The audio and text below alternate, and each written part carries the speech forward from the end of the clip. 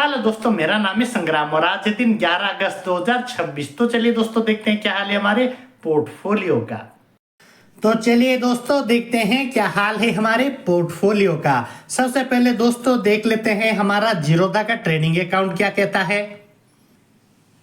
और आज दोस्तों हमारा निफ्टी बैंक 300 से 380 पॉइंट के करीब गिरा हुआ है, जो कि 1% के करीब है।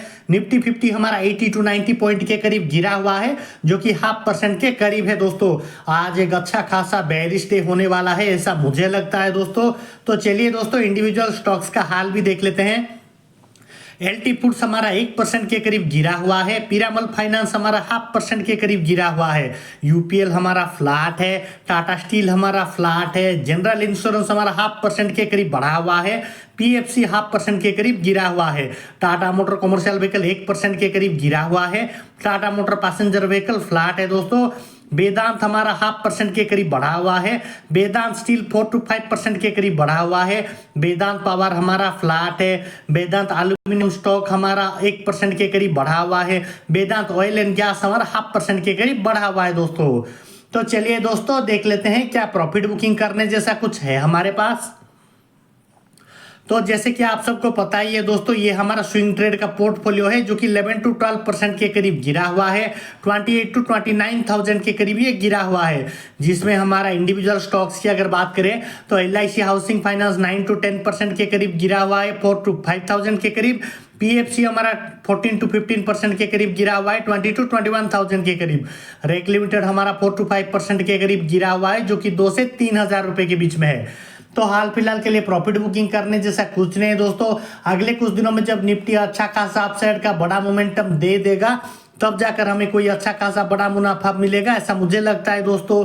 हाल फिलहाल के लिए अभी कुछ नहीं करना दोस्तों, इसको एजीटी छोड़ देते हैं और आगे बढ़ते हैं। तो चलिए दोस्तों देखते हैं हमारा अगला वाला पोर्टफोलियो क्या कहता है।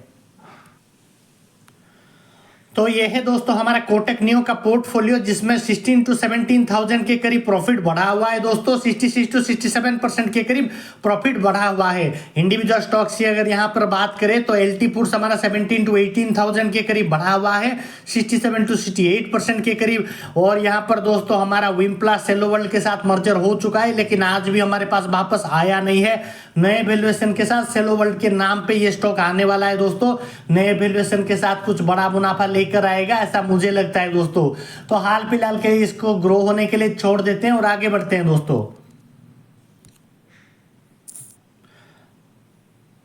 अगर आप लोगों को भी स्टॉक मार्केट के रिगार्डिंग कोई क्वेरी या फिर जानकारी की जरूरत पड़े तो मुझे कमेंट में जरूर बताइए दोस्तों, ताकि मैं आप सबकी कोई मदद कर सकूं। तो ये है दोस्तों हमारा क्रिप्टो करेंसीज का अकाउंट, जो कि यहाँ पर 56% के करीब गिरा हुआ है। आज के दिनों में 0.5% के करीब ये बढ़ा हुआ है दोस्तों। तो जैसे कि आप सबको पता ही है दोस्तों, ये सब लॉन्ग टर्म की चीजें हैं। जब तक 5-10 साल तक हम इसको होल्ड नहीं करेंगे, तब तक कोई अच्छा खासा क्रिप्टो करेंसी हमारे हाथ लगेगा, ऐसा एक्सपेक्ट नहीं कर सकते दोस्तों। तो चलिए दोस्तों इसको ग्रो होने के लिए छोड़ देते हैं और आगे बढ़ते हैं।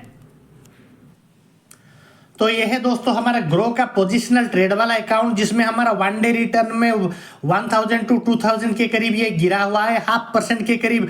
टोटल रिटर्न में 65 to 66,000 के करीब गिरा हुआ है, 9 to 10% के करीब।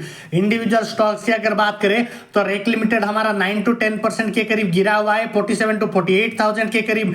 पीएफसी हमारा 17 to 18,000 के करीब गिरा हुआ है, 10 to 11% के करीब।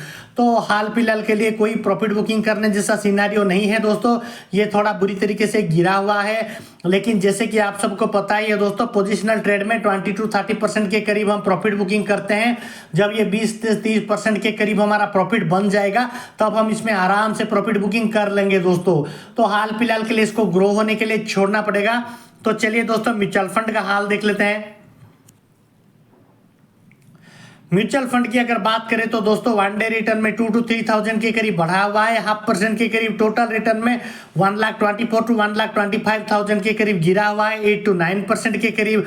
और इसका XIRR भी पॉजिटिव में आ गया है दोस्तों, 6.28% का पॉजिटिव XIRR हमें देखने को मिल रहा है दोस्तों। तो ऑलरेडी हमारा म्यूचुअल फंड ऑलरेडी अच्छा खासा परफॉर्म कर रहे हैं दोस्तों, डरने की कोई बात नहीं है। तो चलिए दोस्तों इसमें कोई एडजस्टमेंट नहीं करना है हमें, तो इसको सिर्फ लॉन्ग होराइजन तक वेट करना है दोस्तों। तो चलिए दोस्तों आगे बढ़ते हैं और देखते हैं हमारा एंजल वन का इन्वेस्टिंग अकाउंट क्या कहता है। तो यह है दोस्तों हमारा एंजल वन का इन्वेस्टिंग अकाउंट जो कि 44 to 45,000 के करीब बढ़ा हुआ है, 21 to 22% के करीब। म्यूचुअल फंड की अगर बात करें तो 10 to 11% के करीब ये बढ़ा हुआ है और इसका XIRR भी पॉजिटिव में आ गया है दोस्तों। 5.60% का पॉजिटिव XIRR हमें देखने को मिल रहा है दोस्तों। इक्विटी की बात करते हैं। इक्विटी में देखा जाए तो 43 to 44,000 के करीब ये बढ़ा हुआ है, 22 to 23% के करीब ये बढ़ा हुआ है दोस्तों। एनालाइज को देख लेते हैं। मिड कैप हमारा 42 to 43% के करीब बढ़ा हुआ है, लार्ज कैप हमारा 11 to 12% के करीब बढ़ा हुआ है, स्मॉल कैप हमारा 45 to 46% के करीब बढ़ा हुआ है दोस्तों। सेक्टर वाइज देख लेते हैं। फाइनेंस और हाउसिंग 128 to 129% के करीब बढ़ा हुआ है, ऑटोमोबाइल और ट्रक्स हमारा 81 to 82% के करीब बढ़ा हुआ है, स्टील और आयरन 20 to 21% के करीब बढ़ा हुआ है, ऑटोमोबाइल और पैसेंजर कार 36 to 37% के करीब गिरा हुआ है, पेस्टिसाइड और एग्रोकेमिकल 4 to 5% के करीब बढ़ा हुआ है, अदर्स में हमारा 8 to 9% के करीब बढ़ा हुआ है, जिसमें हमारा फाइनेंस और NBFC 6 to 7% के करीब गिरा हुआ है, एल्यूमिनियम प्रोडक्ट 1166 से 1167% के करीब बढ़ा हुआ है, मेटल और प्यूरोस हमारा 3 to 4% के करीब बढ़ा हुआ है, ऑयल और रिफाइनरी 64 to 65% के करीब गिरा हुआ है, मेटल और प्यूरोस हमारा 8 to 9% के करीब बढ़ा हुआ है, पावर जनरेशन 42 to 43% के करीब गिरा हुआ है दोस्तों। तो चलिए दोस्तों इंडिविजुअल स्टॉक्स का हाल भी देख लेते हैं। वेदांत एल्यूमिनियम हमारा 1166 से 1167% के करीब बढ़ा हुआ है, पीरामल फाइनेंस 128 to 129% के करीब बढ़ा हुआ है, Tata motor commercial vehicle 81 to 82% के करीब बढ़ा हुआ है, टाटा स्टील हमारा 20 to 21% के करीब बढ़ा हुआ है, वेदांत स्टील हमारा 8 to 9% के करीब बढ़ा हुआ है, UPL हमारा 4 to 5% के करीब बढ़ा हुआ है, वेदांत हमारा 3 to 4% के करीब बढ़ा हुआ है, PFC हमारा 6 to 7% के करीब गिरा हुआ है, जनरल इंश्योरेंस 7 to 8% के करीब गिरा हुआ है, Tata motor passenger vehicle 36 to 37% के करीब गिरा हुआ है, वेदांत पावर 42 to 43% के करीब गिरा हुआ है, वेदांत ऑयल एंड गैस 64 to 65% के करीब गिरा हुआ है दोस्तों। तो जहां पर हम ये रेड वाला सिनेरियो देख पा रहे हैं दोस्तों, वहां पर थोड़ा एडजस्टमेंट करने की हमें जरूरत है और थोड़ा न्यू बाइंग करने की जरूरत है दोस्तों। तो हाल फिलहाल के लिए हमारी इक्विटी ऑलरेडी अच्छा खासा परफॉर्म कर रहे हैं दोस्तों, डरने की कोई बात नहीं है।